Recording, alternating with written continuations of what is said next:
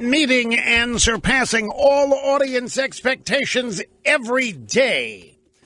If you missed the first hour of this program, it is worth becoming a member of Rush 24/7 and being able to go back and listen to it in perpetuity.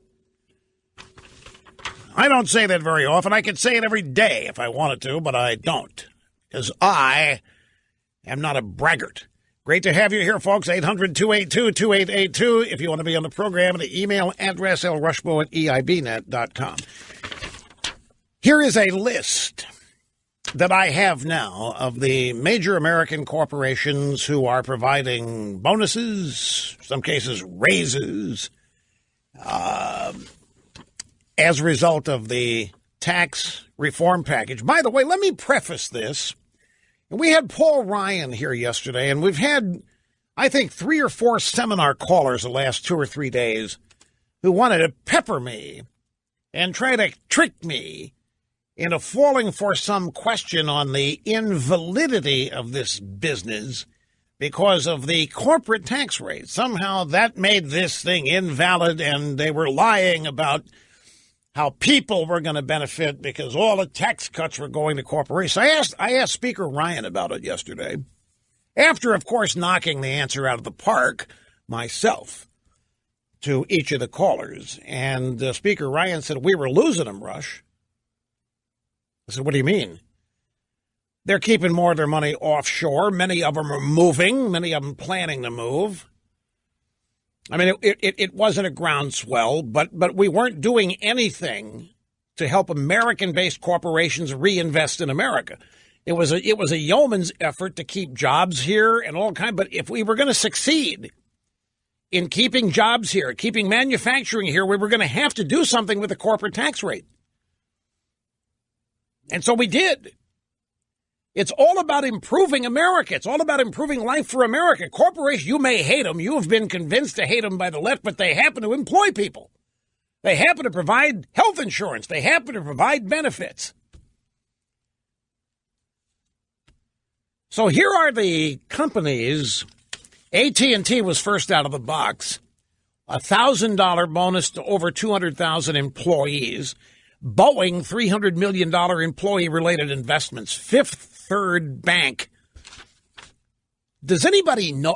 I remember driving home one day, and I saw this little tiny building where a McDonald's used to be, and it was a Fifth Third Bank. I said, well, and this was maybe 10 years ago.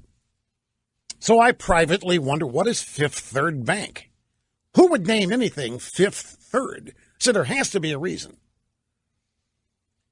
I still don't know.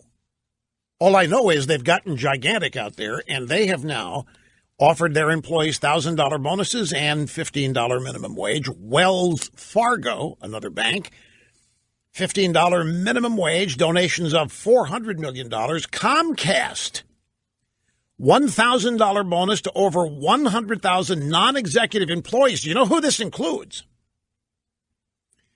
That's right. This includes people who work at NBC and MSNBC, who have spent the past number of weeks trying to destroy the tax cut bill, and now they are going to get a bonus from Comcast. Now, there's all kinds of there are people. This is unreal. There are people, including people on our side, folks, who are trying to cast aspersions on this by pointing out that it's the result of collusion, that this isn't real. This isn't really happening. It's just because Trump somehow colluded with these companies and did something to make them do this so that he would look good. And it reminded me, David Koch of New York, of the famous Koch brothers family, who donated $25 million to one of the big hospitals, one of the big cancer hospitals, and the nurses union there protested it and demanded the hospital not accept it because David Koch didn't mean it. He was only given that $25 million to mask the fact that he's a racist pig. And so we shouldn't let him get away with it.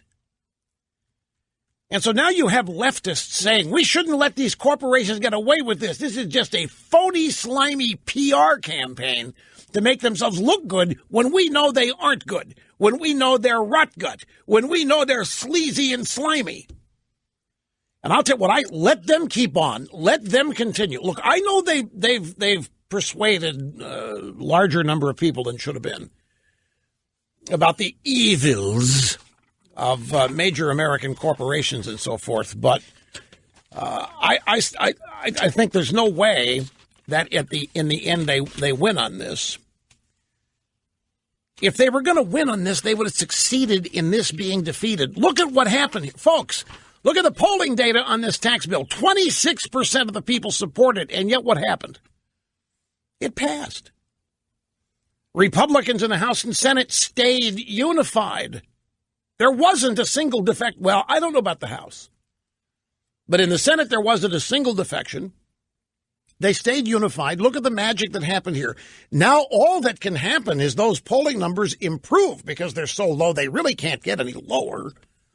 And when you add to it that the tax bill has real life benefits to it,